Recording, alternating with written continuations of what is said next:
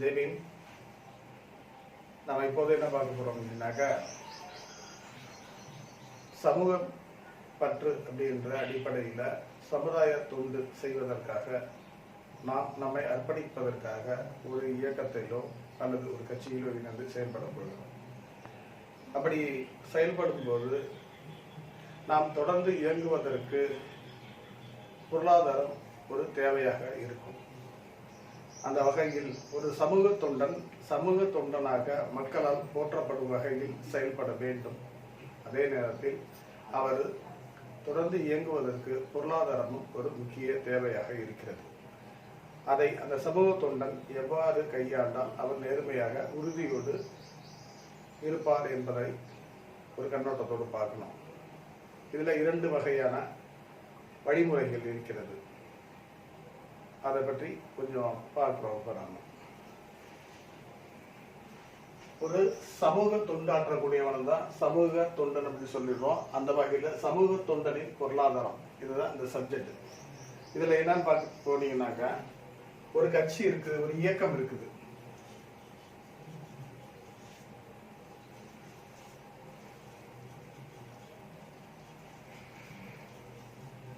ஒரு இயக்கம் இருக்குதுன்னாக்கா, அந்த இயக்கத்துல பாத்தீங்கன்னாக்கா உறுப்பினர்கள் இருப்பாங்க.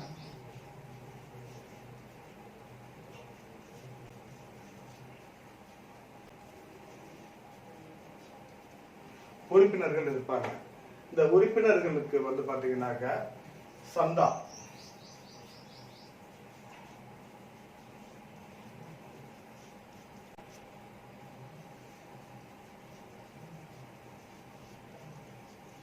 சந்தா தொகை அப்படின்னு சொல்லிட்டு நிர்ணயம் பண்ணணும். அந்த சந்தா தொகை என்பது சில கட்சிகள்ல பாத்தீங்கன்னா வருடாந்திர சந்தாவா இருக்கணும், சில கட்சிகள்ல மாதாந்திர சந்தாவா இருக்கும். இவ்வாறு சந்தாக்களை வசூல் செய்யணும். அப்ப பாத்தீங்கன்னாக்கா ஒரு உறுப்பினர் இருக்காரு,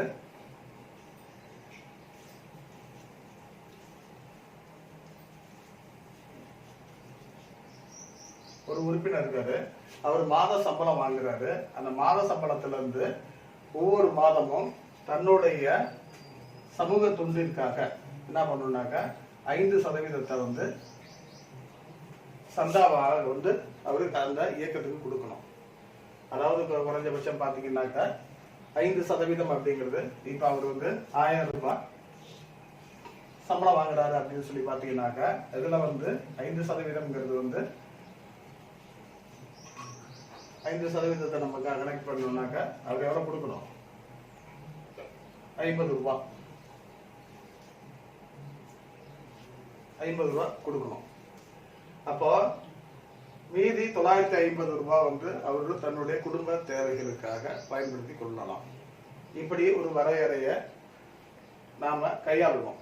அந்த வகையில ஒவ்வொரு உறுப்பினரும் தன்னுடைய மாதாந்திர வருமானத்திலிருந்து 5% கட்சிக்கு சந்தா தொகையை கொடுக்கணும். அப்படி கொடுத்துக்கிட்டு இருந்தாங்கன்னாக்கா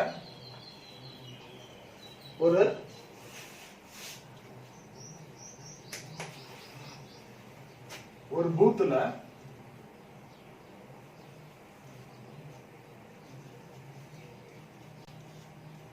ஒரு பூத்துல 50 நபர்கள் இருக்கிறாங்க.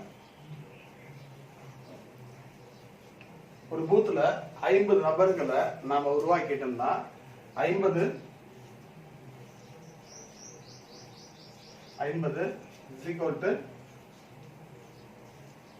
2500 ரூபாய் ஒரு மாசத்துக்கு சந்தா தொகை வசூலாகுது. ஒரு நபர் குறைஞ்சபட்சம் அவர் மாதாந்திர வருமானமே 1000 ரூபாய்ன்னு வச்சுக்கங்க.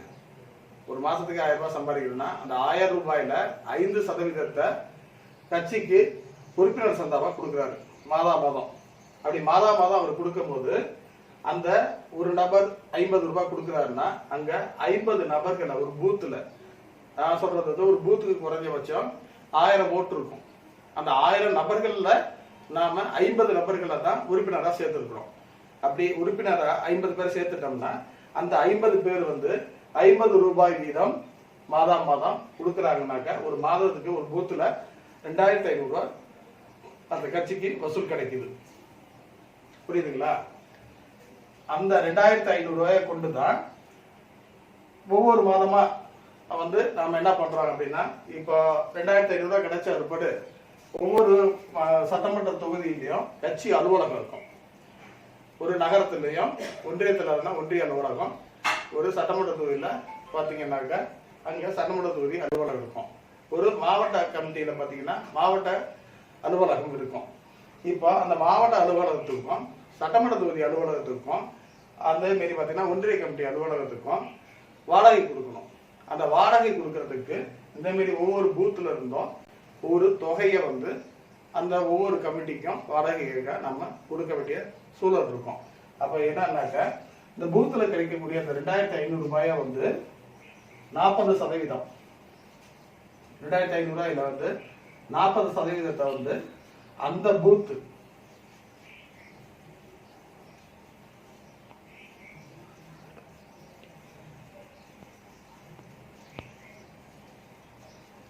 அந்த பூத் கமிட்டி செலவுக்காக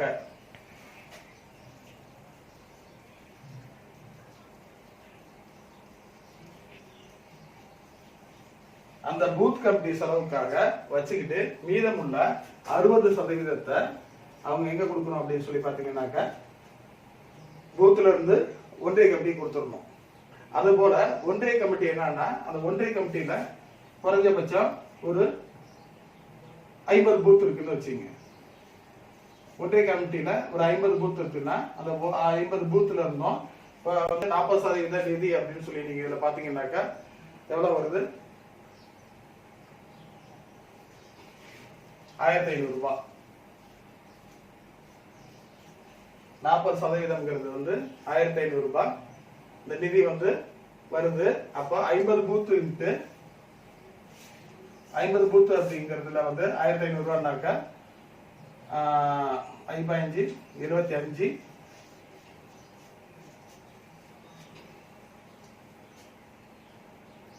75,000 ரூபாய் ஒரு ஒன்றிய கமிட்டிக்கு நிதியா கிடைக்குது மாசம். ஒரு ஒன்றிய கமிட்டிக்கு ஒரு பூத்துல இருந்து 60% நிதி தான் கிடைக்குது. 2500 ரூபாயில இருந்து 40% நிதி அவங்க செலவுக்கு அந்த பூத் கமிட்டி செலவுக்காக வச்சிருக்காங்க. 60% நிதியை வந்து ஒன்றிய கமிட்டியில கொடுக்குறாங்க. அப்படி ஒன்றிய கமிட்டிக்கு வந்து பாத்தீங்கன்னாக்க கொடுக்கும் போது ஒரு ஒன்றிய கமிட்டியில 50 பூத் இருக்கு அப்படின்னு சொல்லினா அந்த 50 பூத்தும் இந்த 60% நிதிங்கிறது 1500 ரூபாய். அந்த 1500 ரூபாய் அவங்களுக்கு கிடைக்குது அப்படின்னாக்க ஒவ்வொரு மாசமும் 75,000 ரூபாய் அந்த ஒன்றிய கமிட்டிக்கு நிதி கிடைக்குது. அந்த ஒன்றிய கமிட்டி என்ன செய்யுதுன்னா அதே ஃபாலோவிஸ் தான். ஒன்றிய கமிட்டி அந்த ஒன்றிய கமிட்டியினுடைய செலவுக்காக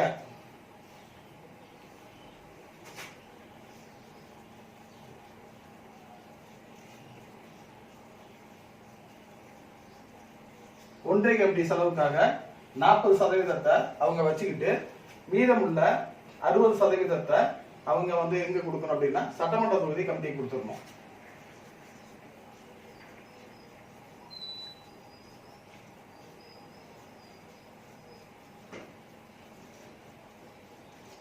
சட்டமன்ற தொகுதி கமிட்டி குடிக்கணும். இப்படி பூத் கமிட்டிகளை நாம எல்லா பகுதியிலும் வந்து பரவலா கட்டமைச்சிட்டோம்னாக்க ஒரு கட்சியோ ஒரு இயக்கமோ இயங்குவதற்கு தடையே இருக்காது. பொருளாதாரம் அங்க ஒரு சிக்கலா இருக்காது. அதே நேரத்துல சமூக தொண்டு செய்யறதுக்காக முன்வந்திருக்கக்கூடிய சமூக ஆர்வலர்கள் சொல்லக்கூடிய அந்த கட்சியினுடைய நிர்வாகிகள் சொல்லக்கூடியவர்கள் எல்லாருமே இயங்குவதற்கு பொருளாதாரம் ஒரு தடையா இல்லாம இருக்கிறதுனால அவங்க தொடர்ந்து இயங்க முடியும். அதே நேரத்துல ஆர்வத்தோட அவங்க மனசழிப்பு அதாவது சகிச்சு கொண்டு வேலை செய்யாம ஒரு உந்து சக்தியாக அவங்க வந்து ஆர்வமா இயங்குவாங்க அப்படின்னு நாம எதிர்பார்க்க முடியும். அப்படி இருக்கிற போது இப்போ ஒரு கட்சி அலுவலகம் இருக்குன்னா அங்க பேப்பர் வேணும். தினசரி பத்திரிகைகள் வந்து அங்க செய்திகள் வந்து அங்க வந்து ஆகணும். கட்சி அலுவலகத்துல வந்து அலுவலக செயலாளர்னு ஒருத்தர் வந்து அங்க இருக்கணும் தொடர்ந்து. அதே நேரத்துல வந்து தினசரி கட்சி அலுவலகம் வந்து காலையில ஒரு குறிப்பிட்ட நேரத்துல ஒரு 8 மணி இருக்குன்னா காலையில 8 மணி கட்சி அலுவலகம் திறக்கப்படணும். அதே மாதிரி பாத்தீங்கன்னா இரவு 8 மணி வரைக்கும் கட்சி அலுவலகம் கம்பல்சரி திறந்து இருக்கணும். ஏன்னா பொதுமக்களுக்கோ இல்ல கட்சியினருக்கோ ஏதோ ஒரு தகவல் சொல்லணும், ஒரு தகவல் தெரிஞ்சுக்கணும், கேட்கணும்னு வராங்கன்னா கட்சி அலுவலகத்துக்கு வந்துருவாங்க. அதே நேரத்துல வெவ்வேறு பகுதியில் உள்ள பொறுப்பாளர்கள் ஒருவரை சந்திக்கக்கூடிய சூழல் அமையுது, அவங்க வந்து சந்திக்கக்கூடிய தேவை இருக்குதுன்னாக்க கட்சி அலுவலகத்துக்கு வந்துருங்கன்னு சொல்லி தகவல் கொடுத்துருவாங்க. இவங்க 2 பேருமே அங்க வந்து சந்திப்பாங்க.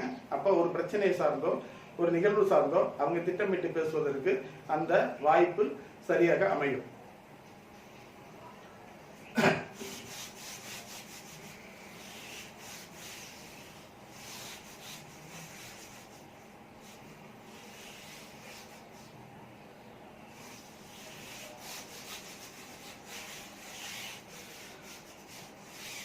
இப்ப என்ன பண்ணணும்னாக்கா, இது போல ஒவ்வொரு ஒன்றிய கமிட்டிக்கும் அலுவலகம் இருக்குது, அங்க சந்தா தொகை வருது, பூத் கமிட்டிகள் வாயிலா சந்தா தொகை வருது.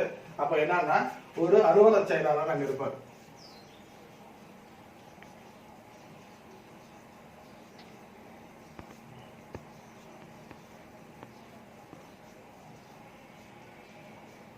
ஒரு அலுவலக செயலாளர் இருப்பார். அந்த அலுவலக செயலாளருக்கு மாதம் பாத்தீங்கன்னாக்க ஒவ்வொரு மாதமும் மாத சம்பளம்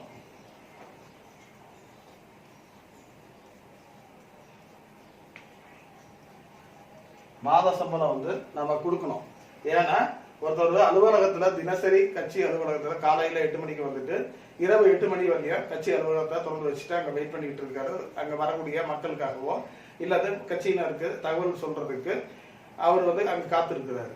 அப்படி இருக்கும்போது தகவல் பரிமாற்றத்துக்கு அவரு தான் அந்த வேலையை செஞ்சுக்கிட்டு இருக்காரு. அப்ப அவர் தினசரி என்னன்னா பொருளாதாரம் மீட்டக்கூடிய எந்த வேலைக்கும் அவர் போகாத இருக்கிறதுனால அந்த கட்சி அலுவலருக்கு மாதம் பாத்தீங்கன்னா அவருடைய தேவைகளையும் அவருடைய குடும்ப தேவைகளையும், அதாவது எப்படின்னா உணவு, உடை, உறவிடம், இது மூணும் ஒரு மனிதனுடைய அடிப்படை தேவையா இருக்கு இல்லையா, அந்த தேவைகளை அவர் பூர்த்தி செய்து கொள்வதற்கு அவருக்கு மாதமாக ஒரு சம்பளம் கொடுக்கணும்.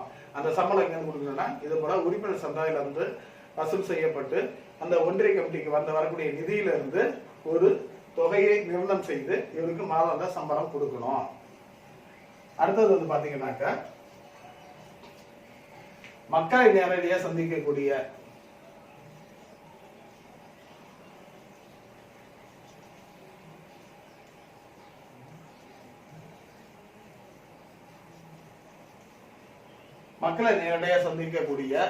மக்கள் பிரச்சனையிலே களத்துல போய் நின்று வேலை செய்யக்கூடிய சில பொறுப்பாளர்கள் இருப்பாங்க.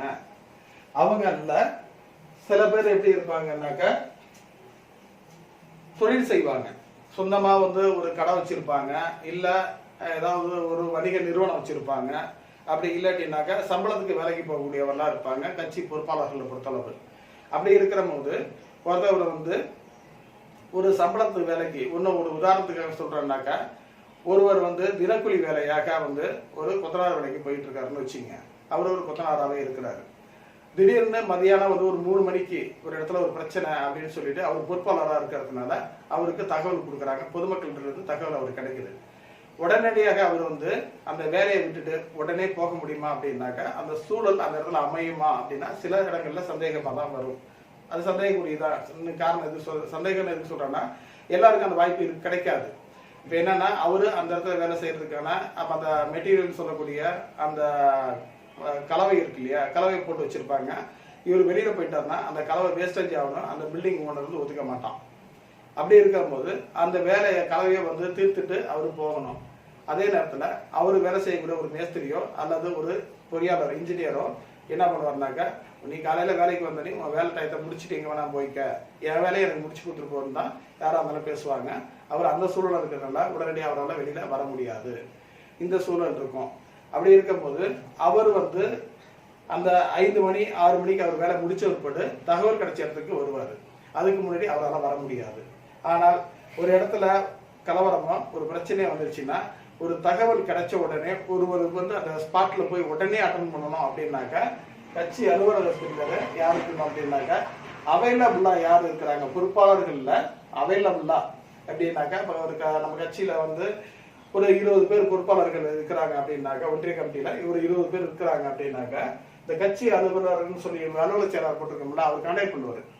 இப்ப நீங்க யாராவது ஃப்ரீயா இருக்கிறீங்களா, இதே மாரி இந்த இடத்துல ஒரு பிரச்சனை வந்திருக்குது, அந்த தகவல் கிடைச்சிருக்குது, நீங்க இப்ப ஓய்வா இருந்தீங்கன்னாக்கா அந்த இடத்துக்கு உடனே போங்க அப்படின்னு சொல்லி எல்லாருக்கும் கான்டாக்ட் பண்ணி பேசுவாரு. அப்படி எல்லாத்தையும் அவர் கான்டாக்ட் பண்ணி பேசும்போது யாராவது ஒருத்தவர் நான் சொன்னேன் அந்த கொத்தனார் வேலையில இருந்தாருன்னா என்னால இத்தனை மணிக்கு போக முடியும், உடனே போக முடியாது, நான் ஒரு 6 மணிக்கு அந்த ஸ்பாட்டுக்கு போயிடுவேன் அப்படின்னு அவர் தகவல் கொடுத்துருவாரு. அவர் ஒவ்வொருவரையும் கான்டாக்ட் பண்ணும்போது யாராவது ஒருத்தர் ஓய்வு இருந்தாருன்னா அவர் அந்த ஸ்பாட்டுக்கு அனுப்பிச்சு விட்டுருவாரு. அதே நேரத்துல வந்து ஓய்வாக இருக்கக்கூடிய ஒருத்தர் 2 பேர் வந்து அந்த வந்து கலவரம் நடக்கக்கூடிய இடத்துக்கு உடனடியாக போயிடுவாங்க. மற்றவர்கள் வேலை செய்கிறவங்க எல்லாருமே அந்த குறிப்பிட்ட நேரத்தை வந்து அவங்க வேலையை முடிச்ச உடனே எல்லாருமே அந்த ஸ்பாட்டுக்கு போயிடுவாங்க. அப்போ அந்த தகவல் பரிமாறுறது இந்த அலுவலக செயலாளர் கையில் தான் அந்த வேலையை இருக்குது. அப்போ எல்லாருமே ஒரு பொருளாதாரம் ஈட்டக்கூடிய தன் குடும்பத்தை வழிநடத்துறதுக்கு பொருளாதாரம் ஈட்டணும். அப்போ எங்கேயுமே போகாம எல்லாருமே ரேஸ் கோர்ஸில் இருக்கக்கூடிய குதிரைகள் வந்து விசில் அடிச்சா ஓடும் அப்படிங்கிற மாதிரி எல்லாருமே ரேஸ் கோர்ஸில் நிற்கிற குதிரைகளுமே நிற்க முடியாது. அப்போ அவர்களுக்கும் ஒரு ஃபேமிலி இருக்குது. அந்த ஃபேமிலியை வந்து அவங்க ரன் பண்ணணும் அப்படின்னாக்கா அதுக்கு பொருளாதாரம் ஈட்டுறதுக்கு எல்லாரும் பயணிப்பாங்க. அப்போ ஒரு இயக்கத்தினுடைய சமூக தொண்டு தடைபடக்கூடாது. அதே நேரத்தில் அந்த இயக்கத்தை சார்ந்து வரக்கூடிய மக்கள் இருக்காங்கல்ல, அவங்க பிரச்சனைகளை வந்து நம்ம விட்டுடவும் முடியாது. அப்போ அதை நம்ம எப்படி கையாள்வது அப்படின்னு சொல்லி பார்த்தீங்கன்னாக்கா இங்கே கம்யூனிகேஷன் தான் மிகப்பெரிய இம்பார்ட்டன்ஸாக இருக்குது. அப்போ இந்த அலுவலக செயலாளர் இருக்காருன்னா இந்த அலுவலக செயலாளர்கிட்ட கட்சி அலுவலகத்துக்கு ஒரு கான்டாக்ட் நம்பர் இருக்குது. அந்த நம்பர்ல நம்ம கட்சியினுடைய பூத்தில் இருக்கக்கூடிய பொறுப்பாளர்கள் எல்லாருக்கும் அந்த நம்பர் தெரியும். ஒன்றிய பொறுப்புலேருந்து நகர பொறுப்புலேருந்து இருக்கக்கூடிய எல்லா பொறுப்பாளருக்கும் அந்த நம்பர் தெரியறதுனால உடனடியாக யாருக்கு தகவல் கிடைச்சாலும் அந்த கட்சி அலுவலக செயலாளருக்கு வந்து தகவல் கொடுத்துருவாங்க. இந்த இடத்துல இந்த மாரி மக்களுக்கு பாதிப்பு இருக்கு, அவங்க கூப்பிட்டுருக்குறாங்க. நம்ம கட்சியினுடைய தொண்டருக்கு இது மாரி பாதிப்பு வந்திருக்கு, அவங்க கூப்பிட்டுருக்குறாங்க அப்படிங்கிற தகவல் கொடுத்துருவாங்க. அந்த தகவலின் அடிப்படையில் அவரு அங்க இருக்கக்கூடிய முக்கிய நிர்வாகிகளுக்கு எல்லாருக்கும் தகவலை பரிமாறி இந்த சூழலுக்கு யாராவது இப்ப வர முடியும் அப்படின்னு சொல்லிட்டு அவரே என்கொயரி பண்ணிடுவாரு. அந்த என்கொயரி அடிப்படையில உடனடியாக யார் ஃப்ரீயா இருக்காங்களோ அவங்க ஸ்பாட்டுக்கு போறாங்க. மற்றவங்க அதன் பின்தொடர்ந்து அவங்க வேலைகளை முடிச்சு கொண்டு திரும்ப அந்த இடத்துக்கு போயிடுறாங்க. அப்போ பொதுமக்களுடைய தேவைகள் வந்து அங்க பூர்த்தி ஆகுது. அவங்களுக்கு விபத்து, ஒரு ஆபத்து, ஏதாவது அவசர செய்தி வந்துட்டாங்க, உடனடியாக நாம போய் அட்டன் பண்றோம். அவங்க நம்ம என்ன பண்றாங்கன்னா இந்த இயக்கத்துல உள்ளவங்க, இந்த கட்சியில உள்ளவங்களுக்கு தகவல் கொடுத்தா நம்மள அவங்க பாதுகாப்பாக வந்துருவாங்க அப்படிங்கிற நம்பிக்கை அவங்களுக்கு முதல்ல கிடைச்சிருது. அப்ப ஒரு இயக்கத்தை வழி நடத்துறதுக்கு, தொடர்ந்து செயல்படுறதுக்கு அலுவலகமும் அலுவலக செயலாளரும் ஒரு முக்கிய பங்கு வகிக்கிறாங்க.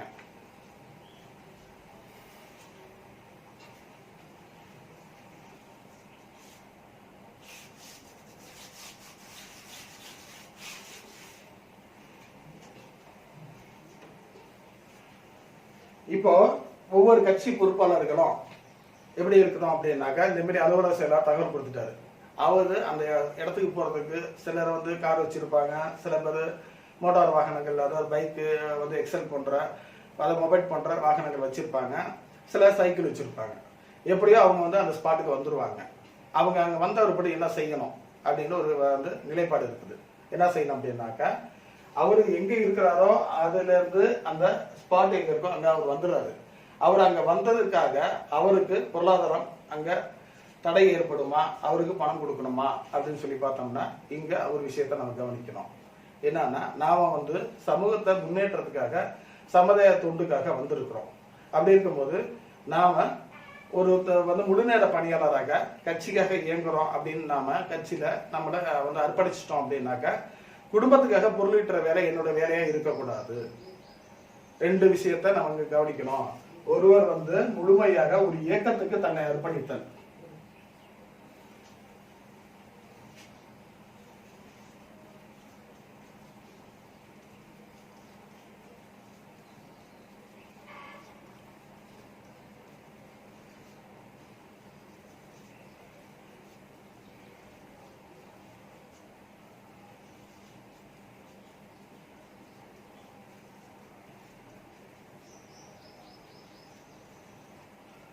ஒருவர் இயக்கத்துக்கு தன்னை முழுமையா அர்ப்பணிச்சிடறாரு அப்படின்னாக்கா அவருக்கு ஒரு குடும்பம் இருக்குது. அந்த குடும்பத்துக்கான பொருளீட்டுற வேலை அவருக்கு இருக்காது.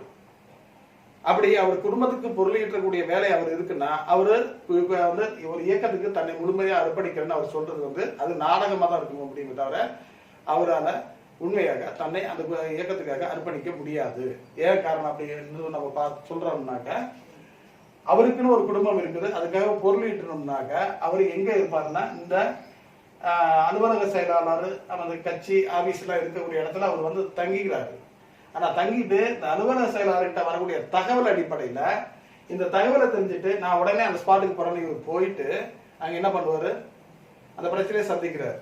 அப்போ இவருக்கு ஒரு ஃபேமிலி இருக்குது. அந்த ஃபேமிலிக்கு அதாவது சாப்பாடு, அவங்க குழந்தைகளை படிக்க வைக்கிறதுக்கு ஒரு தேவைகள் இருக்கு. அப்ப இவருக்கு அந்த ஸ்பாட்டுக்கு போற இடத்துல பொருளாதாரம் இருக்காது. அப்ப இவர் என்ன பண்ணுவாருன்னா அந்த ஸ்பாட்ல பொருளாதாரத்தை எப்படி வந்து உற்பத்தி பண்றதுக்கு தான் திட்டமிடுவார். ஏன்னா இவருக்கு பின்னாடி ஒரு ஃபேமிலி இருக்குது, அந்த ஃபேமிலிக்கு வந்து ரன் பண்றதுக்கு பொருளாதாரம் தேவை. அப்ப அவர் என்னன்னாக்கா, நான் எங்கேயோ இருந்தாக்கா எனக்கு வந்து எந்த தகவலும் கிடைக்காது, அதனால கட்சியில நான் முழுமையா அர்ப்பணிச்சுக்கிறேன் அப்படின்னு சொல்லிட்டு கட்சி பொறுப்பாளர்கள்ட்டையோ இல்ல அந்த கட்சி அலுவலகத்திலேயோ தங்கி கொண்டு அடிக்கடி வந்து என்னன்னா வீட்டுக்கு போயிட்டாலும் காலையில 8 மணிக்கு அலுவலகம் திறக்கிறாங்கல்ல, 8 மணிக்கெல்லாம் ஆஃபீஸ் வந்துடுறது. ஆஃபீஸில் வந்து உட்காந்தோன்னா அங்கே ஏதாவது பிரச்சனை வந்த உடனே இவர் ஸ்பாட்டுக்கு போயிடுவாரு. ஸ்பாட்டுக்கு போனவர் கூட இவர் சமுதாய தொண்டுக்கு போயினாருன்னா அங்கே யார்ட்டையும் காசு தேட மாட்டாரு. ஆனா இவர் பின்னாடி ஒரு ஃபேமிலி இருக்கும் போது அங்க பொருளாதார அடிப்படை தேவையா இருக்கிறதுனால இவர் என்ன பண்ணுவாருன்னா அங்க எப்படி பொருளாதாரத்தை நாம வந்து ஈட்டுவது அப்படிங்கிற புத்தி தான் அவருக்கு வந்து அதிகமா இருக்கும். இவர் சமுதாய தொண்டுங்கிற எண்ணத்தை விட அங்க தேவையான பொருளாதாரத்தை எப்படி நாம வந்து உற்பத்தி பண்ண முடியும், மொபிலைஸ் பண்ண முடியும் அப்படின்னு சொல்லி அந்த மைண்ட் செட்ல தான் அவர் அங்க இருப்பாரு. அதனால என்ன பண்ணுவாருன்னாக்க அந்த பிரச்சனைக்குரிய இடத்துல யாரையோ ஒருத்தவங்களை பிடிச்சி அவரு ஒரு பொருளாதாரத்தை ஈட்டுற வேலையை பார்ப்பாரு.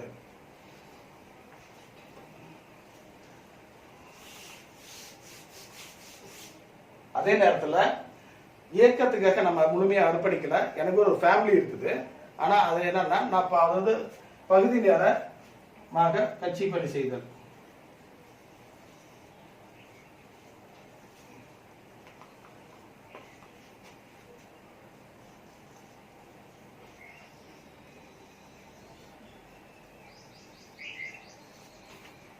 பகுதி நேரமா இயக்க பணி ஒருத்தர் செய்யறாரு அப்படின்னு சொல்லி பாத்தீங்கன்னா அவரு தினசரி அவர் வேலைக்கு போயிடுவார். அவரு பொருளாதாரத்தை ஈட்டுறத முக்கிய குறிக்கோளை கொண்டு போயிடுவாரு. அவருக்கு கிடைக்கக்கூடிய ஓய்வு நேரத்துல தான் அவர் என்ன பண்ணுவாருனாங்க இயக்க பணி செய்யறதுக்கு வருவார். அப்ப தினசரி அவர் என்னன்னா காலையில தூங்கி எழுந்த உடனே அவருக்கு வந்து வேலைக்கு போறது, அதாவது பொருளாதாரம் ஈட்டுறதுக்கான ஒரு வேலைக்கு போற வேலையை முக்கியமாக கருதுவார். அந்த வேலையெல்லாம் முடிச்சுட்டு சாயந்தரமா ஆயிடுச்சுனாக்கா அவர் என்ன பண்ணுவார்னா கட்சி அலுவலக செயலாளராக தொடர்பு கொள்வார். ஐயா இன்னைக்கு வந்து நான் வந்து வேலையெல்லாம் முடிச்சுட்டேன், இங்க எங்கேயா பக்கத்துல நிகழ்ச்சி ஏதாவது நடக்குதா, இல்ல ஏதாவது மக்கள் பிரச்சனை ஏதாவது இருக்குதா, நம்ம கட்சிக்காரங்க எங்கேயாவது ஏதாவது வந்து இருக்கிறாங்களா அப்படின்னு சொல்லி கேட்பாரு. இவர்கிட்ட தகவலை பெற்றுட்டு ஏதோ ஒரு பகுதியில கலவரமோ இல்ல ஒரு பிரச்சனையோ இருக்குது அப்படின்னா இவர் என்ன பண்ணுவாருனாக்கா அந்த ஸ்பாட்டுக்கு போவார். போயிட்டு அங்க உள்ள தோழர்களை சந்திச்சு அவர்களோட துணை நின்று அவர் இயக்க பணியில ஈடுபடுவாரு. அதே நேரத்துல அது மிகப்பெரிய ஒரு சிக்கலான சவாலான ஒரு கலவர பிரச்சனையா இருந்துருச்சுனாக்கா மறுநாள் அவர் வேலைக்கு போறதை விட்டுட்டு அந்த பிரச்சனை ஓய்வு பெறும் வகையில 2 நாள் 3 நாளுக்கு வேலைக்கு போறதை விட்டுருவாரு. அந்த 3 நாள் முழுமையாக இயக்க பணியில ஈடுபடுவார். அவர் தினசரி வந்து பாத்தீங்கன்னா வேலைக்கு போறதுதான் அவருடைய முதல் வேலையா இருக்கும், முதல் குறிக்கோளா இருக்கும். அவர் குடும்பத்துக்கான பொருளாதார ஈட்டுற வேலையை தான் பாக்குறாரு. அதே நேரத்துல சமுதாயத்தின் மேல ஒரு பற்றுதல் இருக்கிறதுனால பகுதி நேர இயக்க பணியாளராக அவரு வந்து வேலை செய்யறாரு. அப்படி இருக்கக்கூடியவர் திடீர்னு வந்து ஒரு ஊருக்குள்ள சாதிய கலவரமோ இல்லது வேற ஏதோ ஒரு பிரச்சனையோ நடக்குது அப்படின்னா அந்த பிரச்சனை நடந்த பிறகு அவரு அந்த 2 நாளோ அந்த 3 நாளோ தன்னுடைய குடும்பத்துக்கான வருமானம் ஈட்டக்கூடிய வேலைக்கு போகாம அந்த 3 நாள் இயக்க பணிகளில் ஈடுபட்டு அவர் தொடர்ந்து அங்க வேலை செஞ்சிருவாரு. அந்த பிரச்சனை சால்வ் ஆனவர் கூட திரும்ப பழையபடி அவர் தன்னுடைய குடும்ப பொருளாதாரத்தை ஈட்டுறதுக்கான வேலைக்கு போயிடுவாரு. இதுதான் பகுதி நேர இயக்க பணியாளர்கள் அப்படின்னு சொல்லக்கூடியவர்களுடைய செயல்பாடாக இருக்கும். இப்போ இந்த பகுதி நேர வந்து இயக்க செயல்பாடுகள் இருக்கிறார் இல்லையா, இவரு தினசரி வேலைக்கு ஏற்கனவே போனதுனால இவர்கிட்ட என்ன இருக்குன்னாக்க அவர் ஒரு இடத்துல இருந்து இன்னொரு இடத்துக்கு பயணிக்கிறதுக்கு தேவையான பொருளாதாரம் கிட்ட இருக்கும். பஸ்ல போறதுக்கோ இல்ல ஒரு வண்டியில வந்து பெட்ரோல் போட்டுக்கிட்டு ஒரு 50 கிலோமீட்டர் 100 கிலோமீட்டர் ஒரு பயணிக்கணும்னா அப்படி வேலைக்கு போறதுல அவர்கிட்ட வந்து சொந்தமான ஒரு வருமானத்தை வந்து ஈட்டிய பொருளாதாரம் வந்து அவர் பாக்கெட்ல இருக்கிறதுனால அந்த காசை வந்து பயன்படுத்தி அவர் என்ன பண்ணுவாருனாக்க வந்து அவர்கிட்ட ஒரு சொந்தமா வண்டியும் இருக்கும், ஒரு பெட்ரோல் போட்டுட்டு அந்த வண்டி எடுத்துட்டு 100 கிலோமீட்டர் 50 கிலோமீட்டர் இவரால் பயணிக்க முடியும். அங்க ஒரு 3 நாள் அந்த இயக்க பணி முழுமை பெறுறதுக்காக அவர் வந்து வேலைக்கு போகாம ஈடுபட்டாலும் அவர் யார்கிட்டையும் காசை எதிர்பார்க்க மாட்டாரு. அவர்கிட்ட சொந்தமாக அவர்கிட்ட ஒரு பணம் இருக்கும். அந்த பணத்தை எடுத்து தன்னோட உழைப்பால் கிடைத்த வருமானம் இருக்கு இல்லையா, அந்த வருமானத்தை எடுத்து இந்த சமூக பணியில் ஈடுபடும் போது தனக்கான செலவுகளை அதை சரி செஞ்சுக்குவாரு. அவர் கட்சியில இருந்து ₹1 எதிர்பார்க்க மாட்டாரு. அதே நேரத்துல அந்த பாதிப்பு நடக்கக்கூடிய இடத்துல அங்க இருக்கக்கூடிய மக்கள்கிட்ட போய் தன்னுடைய தேவைகளுக்கான பொருளாதாரத்தை அவங்கள்ட்ட எதிர்பார்த்து போக மாட்டாரு. இது புரியுதுங்களா? இப்போ அடுத்தது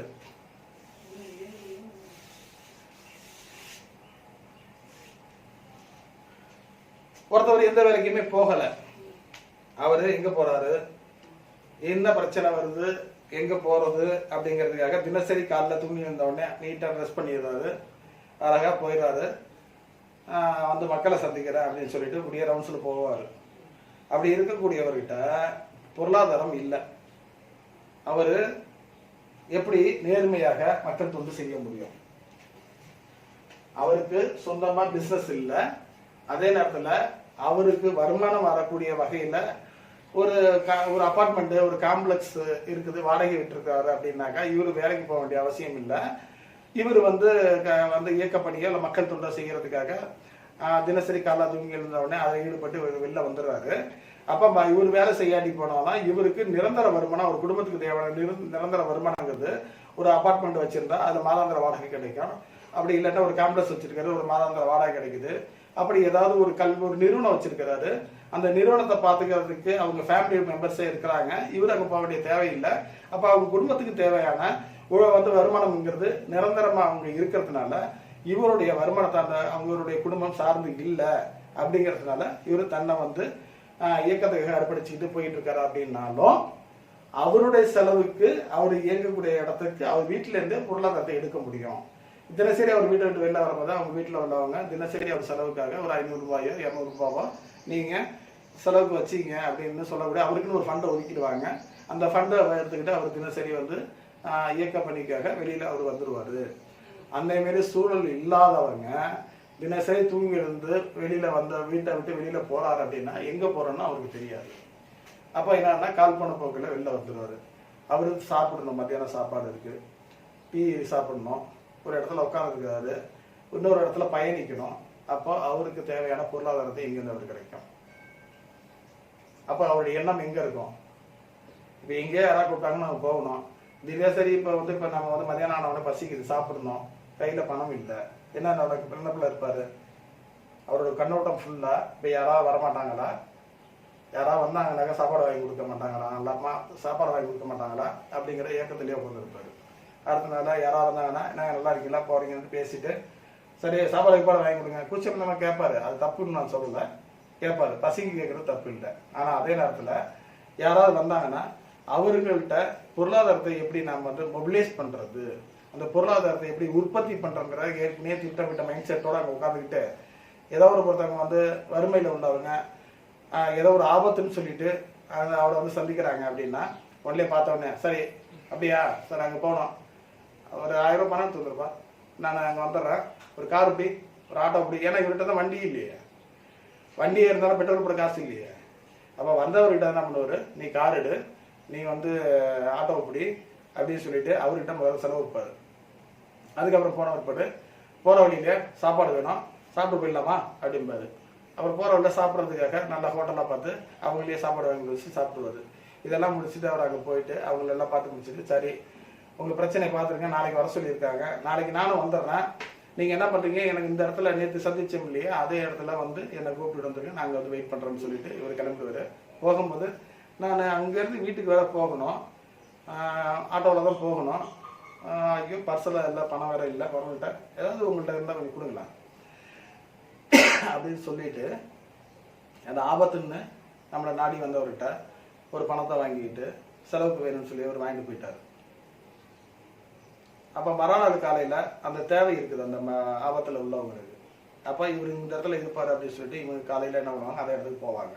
இவர் அங்கே உட்காந்துருப்பார், இவரை அழைச்சிக்கிட்டு திரும்பவும் அவங்க அந்த ஸ்பாட்டுக்கு போவாங்க. அப்போ இதேமாரி பொருளீட்டுறதை அவர் வந்து பழகிட்டாருனாக்க பார்க்குறவங்கள்ட்ட எல்லார்ட்டையுமே இவர்கிட்ட வந்து பொருளாதாரத்தை எப்படி நம்ம கைப்பற்றுவது, எவ்வளவு கைப்பற்றுவது, முதல்ல அடிப்படை தேவை அந்த இடத்துல என்ன தேவையோ அதுக்கான பொருளாதாரத்தை முதல்ல கேட்டு வாங்கினாரு.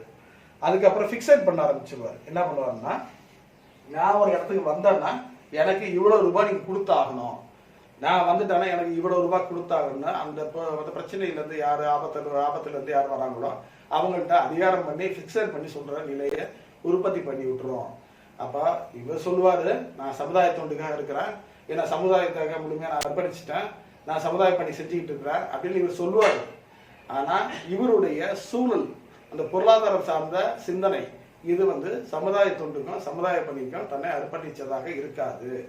அவர் அந்த பொருளாதாரத்தை நோக்கி பயணிக்கிற ஒரு கண்ணோட்டம் எப்போ வந்துருச்சோ அப்போ அவர் சமுதாய தொண்டு செய்யலை. யார் சமுதாய தொண்டு செய்யணும்னா பகுதி நேர வேலையா செய்யறாங்க இல்லையா, அவங்க நேர்மையா சமுதாயத்துக்கு செய்ய முடியும்.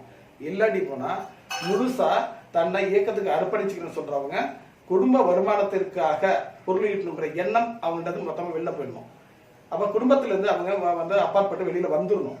அப்ப இயக்கத்துக்காக மட்டுமே முழுமையா தன்னை அர்ப்பணிக்கிறாங்கன்னா அந்த இடத்துல ஒரு பிரச்சனைக்காக யாராவது ஒருத்தங்க நபர் வராங்க, அந்த நபருடைய ஆபத்துகள் இருக்கிறாங்க, ஒரு கலவரம் நடக்குது, ஒரு இடத்துக்கு போறோம், அந்த கலவரத்தை சரி பண்றோம், அந்த மக்களுக்கு ஆதரவா நின்று ரெவன்யூ டிபார்ட்மெண்ட்லயோ போலீஸ் டிபார்ட்மெண்ட்லயோ நாம நின்று பேசணும் அப்படின்னா அந்த மக்களா பார்த்து ஒரு கட்சிக்கு நிதி கொடுக்குறாங்கன்னா அவர் என்ன பண்ணுவாருன்னா முழுமையா தன்னை அர்ப்பணித்துக் கொண்டவர் அப்படின்னு சொல்லக்கூடியவர். குடும்பத்துக்கு பொருள் ஈட்டக்கூடிய சிந்தனை இல்லாம குடும்பத்துக்காக பொருள் ஈட்டக்கூடிய எந்த வேலையும் அவங்க செய்யாம ஒட்டுமொத்தமா சமுதாயத்துக்கு தன்னை அர்ப்பணிச்சிட்டாருன்னா அந்த மக்கள் கொடுக்குற பணத்தை கொண்டு வந்து நேரடியாக அலுவலக செயலாளர்கிட்ட ஒப்படைச்சிடுவார். இந்த பிரச்சனையை முடிச்சு கொடுத்தோம், இந்த மக்கள் வந்து கட்சிக்கு அன்பளிப்பாக இந்த தொகையை கொடுத்துருக்காங்கன்னு சொல்லிட்டு கட்சிக்கு கொடுத்துருவாரு. அதுதான் நேர்மையா அவர் இருக்காருன்னு அர்த்தம். அதை இல்லாம நான் போனேன், நான் வேலை செஞ்சேன், எனக்காக கொடுத்துட்டாங்க, அதனால ஏன் கட்சிக்கு கொடுக்கணும், அது எனக்காக கொடுத்தது, கட்சிக்காக அவங்க கொடுக்கல, கட்சிக்கு நம்ம என்ன டொனேஷன் புக்கை அடிச்சுட்டு போய் வரி வசூலா பண்ணணும் அப்படிலாம் இல்லை. அவங்க பர்சனலா எனக்கு கொடுத்தாங்கன்னு சொல்லி அவர் பாக்கெட்ல எப்போ வைக்கிற மனசுக்குள்ளே அவர் வந்துச்சோ அவரு உண்மையா இல்லை, கட்சிக்கும் உண்மையா இல்லை, சமுதாயத்துக்கும் அவர் உண்மையா இல்லை. அவருக்கு என்ன கண்ணோட்டம் வந்துருச்சுன்னா பொருளாதாரத்து மேல பற்றுதல் அவருக்கு கூடுதலா வந்துருச்சு. அப்போ அவர் தன்னை அர்ப்பணித்து கொண்டு இயக்கத்துக்காக நான் இயங்குறேன் அப்படின்னு சொல்வது பொய்யான ஒரு வார்த்தையாக நாம நினைச்சுக்கணும், பார்க்கணும். அது உண்மையில் அது தன்னை இயக்கத்துக்காக அர்ப்பணித்ததாக கருத முடியாது. அதே நேரத்துல இப்போ ஒரு பொறுப்பாளர் இருக்கார், அவருக்கு எப்படி இருக்கணும் அப்படின்னு சொல்லி பார்த்தீங்கன்னா 2 பாக்கெட் இருக்கணும். 2 பாக்கெட்டுங்கிறது வந்து பாத்தீங்கன்னா இந்த ஒரு பாக்கெட் இருக்கு இல்லையா, இந்த ஒரு பாக்கெட் வந்து ஒரு தினசரி பொருளீட்டக்கூடியவரா இருக்கணும். இது வந்து அவர் குடும்ப தேவைகளுக்காக அவர் வந்து பொருளீட்டுறதுக்காக இந்த ஒரு அந்த வருமானத்தை சேமிக்கிற இடம் தான் இந்த பாக்கெட்டு. அவர் தினசரி ஒரு வேலைக்கு போறாரு, ஒரு கொத்தனாராவோ ஒரு எலக்ட்ரிஷியனாவோ ஒரு பிளம்பராவோ அல்லது ஒரு கடை வச்சு வியாபாரம் பண்ணிட்டு இருக்காரு. அப்படிங்கும்போது அதுல கிடைக்கக்கூடிய வருமானங்களை அவர் என்ன பண்ணுவாருனாக்க தன் குடும்பத்துக்காக எடுத்து வச்சுக்கிறாரு. அதுதான் இந்த பாக்கெட்டு. இந்த பாக்கெட்ல இருக்கக்கூடிய பணத்துல இருந்து ஒரு 100 ரூபாய் எடுத்துக்கொண்டு அவர் என்ன பண்ணா இந்த மாலை நேரம் சாயந்தர மாலை நேரத்துல ஏதோ ஒரு பகுதியில ஒரு பிரச்சனையோ மக்கள் பிரச்சனையோ இல்ல கட்சி நிகழ்ச்சியோ நடக்குதுன்னா அந்த இடத்துக்கு போறாருனாக்கா இந்த பாக்கெட்ல இருந்து அவர் வேலைக்கு போயிட்டு வந்து சம்பளம் வாங்கி அந்த பாக்கெட்ல வச்சிருக்காரு இல்லையா, அந்த பாக்கெட்ல இருந்து ஒரு 100 ரூபாயோ ஒரு 50 ரூபாயோ எடுத்துக்கொண்டு இந்த இடத்துக்கு போறதுக்கு அவர் செலவு பண்றாரு. அப்போ அவரு நேர்மையா தான் அங்க போறாரு, அந்த ஸ்பாட்டுக்கு போறது அப்படின்னு நேர்மையா போறாரு. அதே நேரத்துல கட்சி நிகழ்ச்சி நடத்துறோம், அப்ப அதுக்கு ஃபண்டு வேணும் இல்லையா, அப்ப கட்சி நிகழ்ச்சி நடத்தணும் அப்படின்னா அந்த நிகழ்ச்சிக்கான செலவினங்கள் ஃபண்டு வேணும் அப்படின்னு சொல்லிட்டு நன்கொடையாளர்களை சந்திக்கிறாங்க.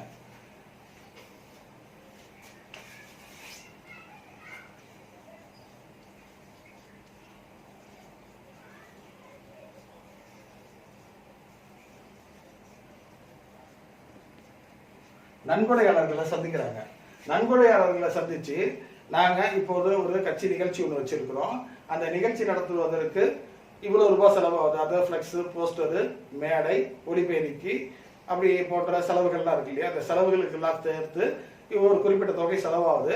உங்களால் அந்த செலவினத்தை பங்கிட்டுக் கொள்வதற்காக நீங்க உங்களால் முடிந்த நன்கொடையை கொடுன்னு சொல்லிட்டு நன்கொடையை வந்து வசூல் பண்றாங்க. அந்த நன்கொடையை வசூல் பண்றவரு ஒரு கட்சி பெற சொல்லி வசூல் பண்றாரு. கட்சிக்கு நோட்டீஸ் அடிச்சிருப்போம், அந்த நிகழ்ச்சி நோட்டீஸ் தான் அது, அதை நோட்டீஸ் எடுத்து போய் தான் வசூல் பண்றாரு. இந்த வசூல் பண்றது அன்னைக்கு அவர் வேலைக்கு போகல, யாரு இந்த வந்து கட்சி பொறுப்பாளர்கள் வேலைக்கு போகல. இப்போ கட்சி நிகழ்ச்சிக்காக நன்கொடையாளர்களை சந்திச்சு நோட்டீஸ் கொடுத்து நாம அந்த நிகழ்ச்சி குறித்து நன்கொடை வசூல் பண்றோம். அந்த நன்கொடை வசூல் பண்ண தொகையில இருந்து நாம என்ன பண்ணுவோம்னாக்க அந்த நிகழ்ச்சிக்கு தேவையான உபகரணங்களை வந்து சேகரிக்கிறது. அப்ப அதுக்கான செலவிடுதல வந்து இந்த நன்கொடை வசூல் இருந்தால் நம்ம செய்ய முடியும். அப்படி செய்யும் போது ஒருவர் வந்து சொந்தமா தொழில் செய்யல, எந்த வேலையும் பார்க்கல, அப்படிங்கும்போது அவருக்கு தேவைகள் இருக்கு இல்லையா, அந்த தேவைகள் வந்து அவரு இந்த நன்கொடையிலிருந்து வரக்கூடிய நிதியிலிருந்து தான் எடுத்து செலவு பண்ணக்கூடிய சூழல் இருக்கும். இப்ப என்னன்னா ஒரு நன்கொடை வசூலுக்காக வெளியில போற இடங்கள்ல வந்து டீ சாப்பிட்றதோ இல்லை உணவு வந்து மதியான நேரமாக இருக்குது ஒரு மதிய உணவு சாப்பிட்றோம் அப்படின்னாக்கா அந்த தொகையை வந்து அந்த செலவினத்தை வந்து இந்த நன்கொடைகள் கிடைக்கக்கூடிய அந்த தொகையிலேருந்து தான் எடுத்து செலவு பண்ணுவார். அது தவறு இல்லை.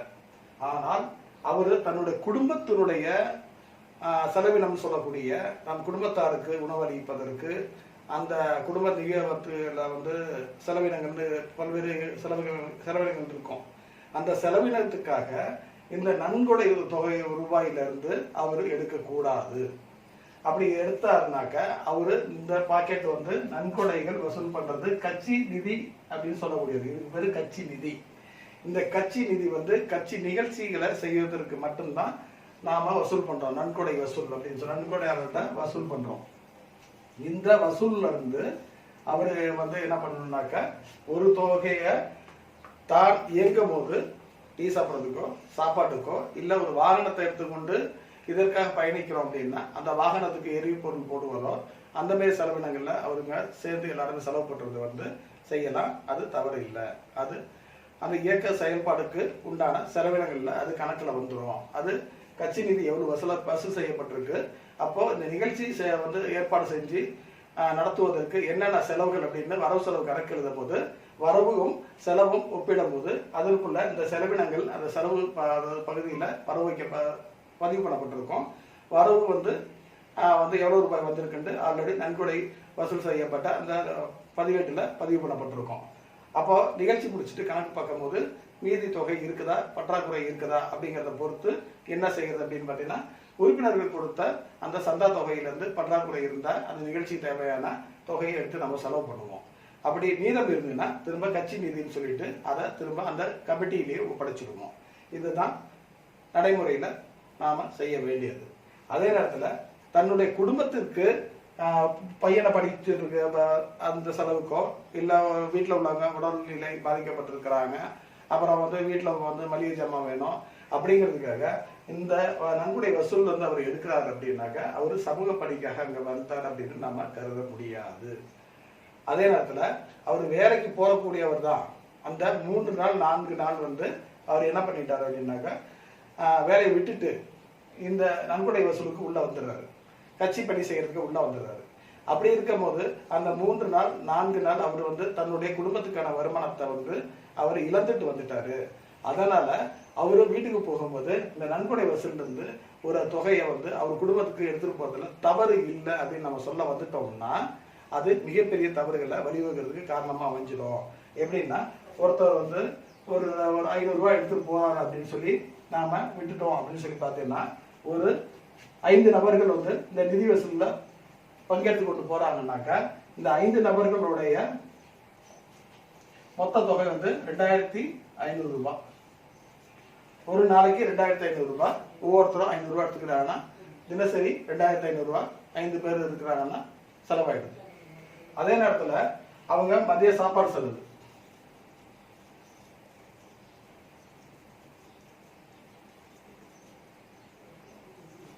மதிய சாப்பாடு செலவுக்கு ஒரு 500 ரூபாய் செலவாகுது. இடையில வந்து அவங்க டீ சாப்பிட்ற செலவுகள் அப்படின்னு சொல்லக்கூடிய இதர செலவுகள் இருக்குனாக்கா அதுக்கு ஒரு 200 ரூபாய் செலவாகுதுன்னு வச்சுங்க. ஒரு 2 முறை 3 முறை டீ சாப்பிட்றாங்க. அப்புறம் வந்து போக்குவரத்து செலவு,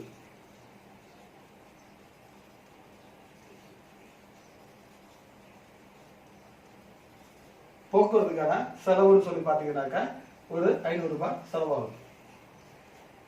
அப்போ மொத்த செலவு வந்து பார்த்தீங்கன்னாக்கா 3200 ரூபாய் செலவாயிடுது. ஒரு 5 பேர் கொண்ட குழு வசூலுக்கு போறாங்க அப்படின்னா அவங்க வந்து ஒரு 3200 ரூபாய் செலவு பண்ணிட்டாங்க அப்படின்னா அன்றைய நிதி வசூல் 10,000 ரூபாய் இருந்தது அப்படின்னா இந்த 3500 ரூபாய் செலவு போயிடுச்சுன்னா ஒரு 6800 ரூபாய் மீதி இருக்கும். அதை பரவாயில்லை அப்படின்னு நாம ஒத்துக்கிற மனநிலைக்கு கொண்டு போகும். அதே நேரத்துல இந்த நிலை வந்து இது ஸ்டாண்டர்ட் பண்ணிட்டோம். இந்த செலவினங்கள் இருக்கு இல்லையா, இது சரி அப்படின்னு சொல்லி ஸ்டாண்டர்ட் பண்ணிட்டோம். அப்படி இருக்கும்போது 10,000 ரூபாய் வசூல் ஆகாம அந்த இடத்துல ஒரு 3000 ரூபாய் தான் வசூல் ஆகுது. அந்த 3000 ரூபாய் வசூல் ஆச்சுனாக்க இவங்க வசூல் பண்றதை விட செலவு தொகை அதிகமா இருக்கும். அப்படி இருக்கும்போது இவங்க வசூல் பண்ண செலவு பண்ணிக்கிட்டே இருப்பாங்க. அப்போ நிகழ்ச்சிக்கு தேவையான அந்த ஃபண்ட் இருக்கு இல்லையா, அந்த ஃபண்டை அங்கே கிடைக்காது. அப்படி இருக்கிறதுனால தான் இங்க என்ன சொல்லணும் அப்படின்னாக்க, இந்த வசூலுக்கு போறது வந்து வரவு செலவுன்னு சொல்லக்கூடிய அது அத்தனையுமே வந்து கட்சி நிகழ்ச்சி சார்ந்த விஷயங்கள். அது அந்த நிகழ்ச்சி சார்ந்த விஷயமா இருக்கிறதுனால அந்த நிகழ்ச்சிக்கு என்ன செலவு ஆகுதோ அந்த செலவினத்தையும் அந்த நன்கொடையாளர்கிட்ட வந்து நம்ம எவ்வளவு கொடுத்தோமோ அதையும் நாம, அதாவது வரவு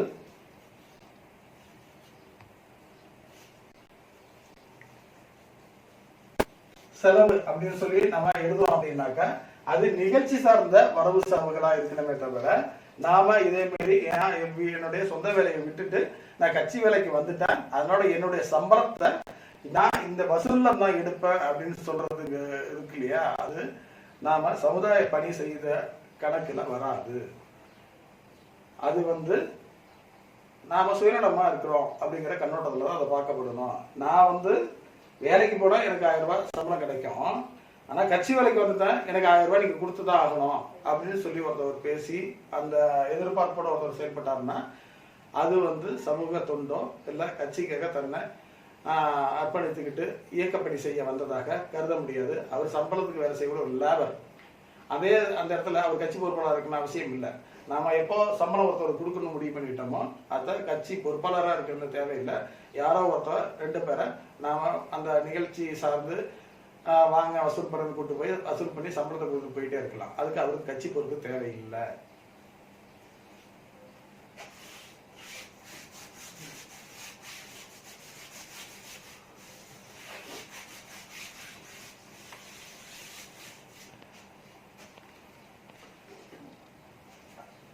ஆனா ஒரு இயக்கம் வந்து இயங்குறதுக்கு முக்கியமாக ஒரு பொறுப்பாளர் இருக்கிறாருன்னாக்கா அவர்கிட்ட முதல்ல இருக்கக்கூடியது ஒரு இயக்கத்தினுடைய கோட்பாடு உள்வாங்கியிருக்கணும்.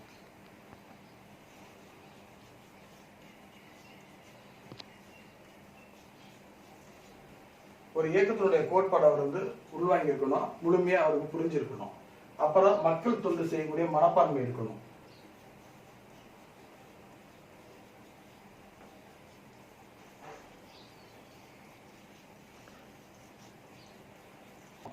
அந்த இது ரெண்டுலயும் யாரு ஒருத்தவங்க உறுதியா இருக்கிறாங்களோ, இந்த 2 விஷயத்திலையும் யாரு ஒருத்தவங்க உறுதியா இருக்கிறாங்களோ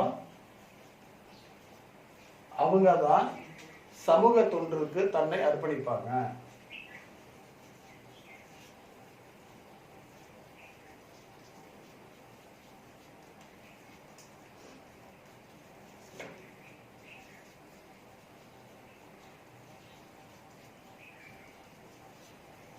அவங்கதான் சமூக தொண்டுக்கு தன்னை முழுமையா உறுதியோட அர்ப்பணிப்பாங்க.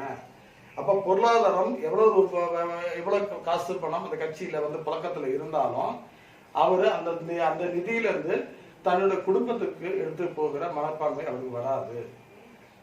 அப்படிதான் சமூக தொண்டுங்கிறது வந்து பாத்தீங்கன்னா தன்னுடைய சுயநலம் இல்லாமல் இந்த சமுதாயத்துக்காக நம்மளால் இயன்ற நேரத்துல நம்மளால் இயன்ற வகையில நாம தொண்டு செய்ய முன்வரதுக்கு பேர் தான் சமூக தொண்டன் என்று நம்மளால அடையாளப்படுத்த முடியும்.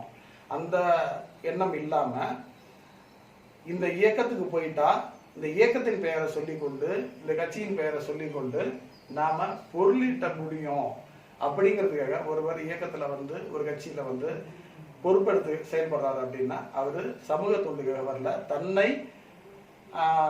தன் குடும்பத்தை வளர்த்து கொள்வதற்காக அதுக்கான பொருளை ஈட்டுவதற்காக அவர் இயக்கத்துக்கு வந்திருக்காரு. அவரை வந்து சமூக தொண்டன் என்று மக்கள் ஏற்றுக்கொள்ள மாட்டார்கள்.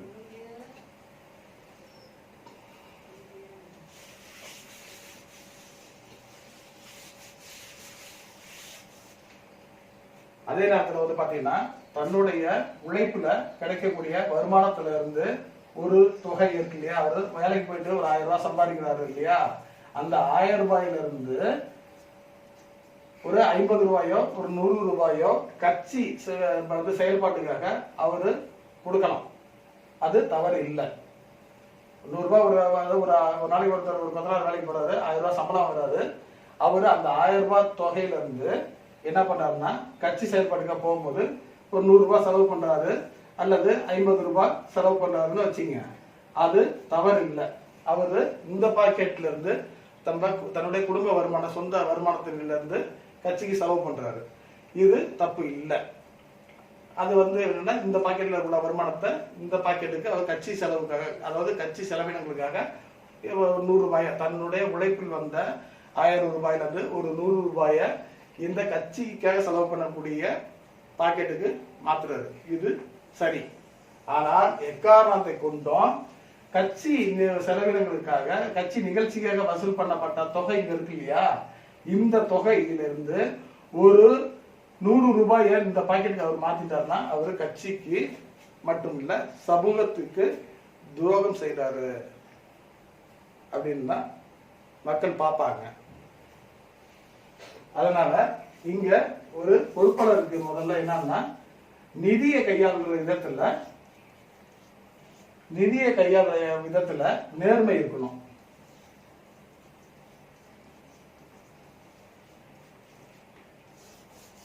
ஒவ்வொரு பொறுப்பாளருக்கும் நிதியை கையாளுற விதத்துல நேர்மை இருக்கணும்.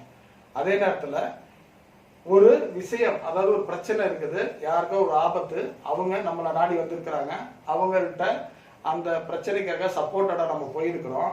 ஆனா அந்த இடத்துல அந்த பாதிக்கப்பட்டவருக்கு எதிரானவர்கள் ஏதோ ஒரு வகையில பொருளாதார ஆசையை காமிச்சு இந்த பிரச்சனைய நீங்க முடிச்சு கொடுங்க, நாங்க உங்களுக்கு ஒரு தொகையை தரோம் அப்படின்னு சொல்றாருனாக்க, அந்த சொல்லுக்கு தன்னை தயார் பண்ணிக்கிட்டு சரிங்க நான் முடிச்சு கொடுத்துறேன்னு சொல்லிட்டு அதை பாதிக்கப்பட்டவருக்கு தெரியாமல் இவங்களுக்குள்ள ஒரு டீல் பேசிட்டு இங்க அப்பா அதெல்லாம் வேணாம், அதெல்லாம் விட்டு கொடுத்துரு அப்படின்னு சொல்லி, ஏன்னா அவர் முழுமையா ஒருத்தர் நம்பி வந்துட்டாரு. அவர் யாரை நம்பி வந்தாரு, அவரே இந்த வழக்கு வேண்டாம், நீங்க வழக்கை வாபஸ் வாங்கிடுங்க, வேண்டாம் இதை இதோட முடிச்சிங்க, நாளைக்கு நீங்க இப்ப வழக்கு போட்டுட்டீங்க அப்படின்னா அவங்க தொடர்ந்து திரும்ப உங்களை துன்புறுத்த நேரிடும். அவங்க தொடர்ந்து உங்களை பிரச்சனை பண்ணா ஒவ்வொரு வாட்டியும் நீங்க வழக்குக்கு காவல் நிலையம் போயிட்டு இருக்க முடியாது. ஒவ்வொரு வாட்டியும் உங்களுக்கு பாதிப்புகள் உருவாகும் போதுல நான் உங்களுக்கு எல்லாம் நம்ம பாதுகாப்பு கொடுத்துட முடியாது.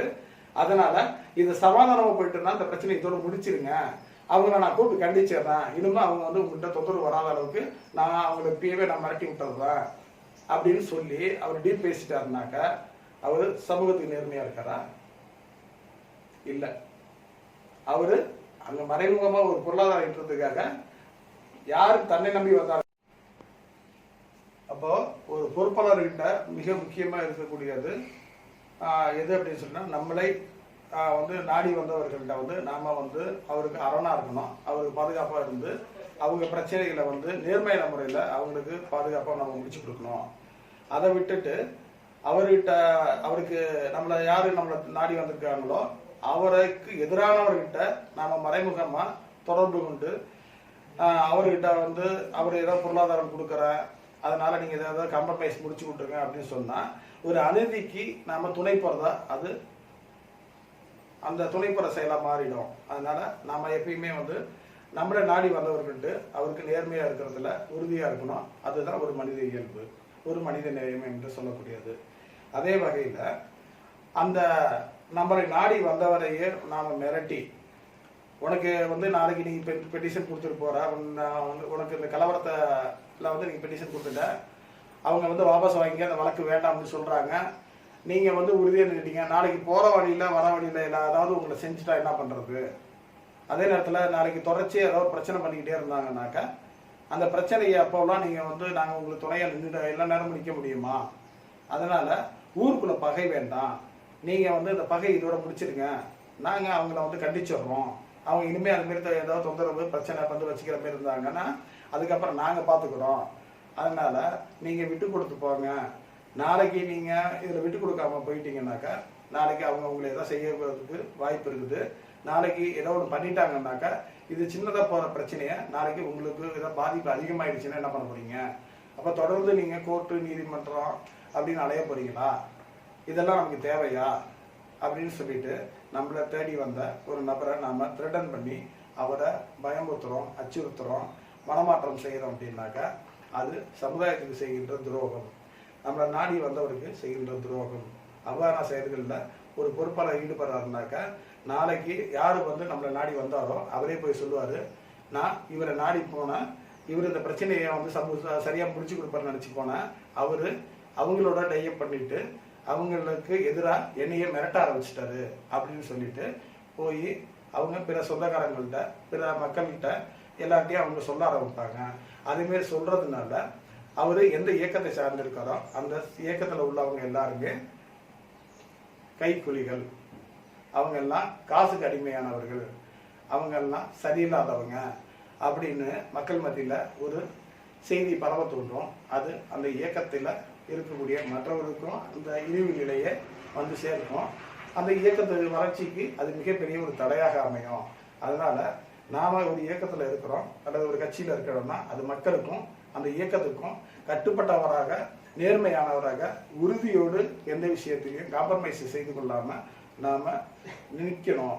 அதுதான் சமூக தொண்டலுக்கு இருக்கக்கூடிய மன உறுதியா இருக்கணும் அப்படின்னு சொல்லி நான் முடிச்சுக்கிறேன். ஜெய் பீம்.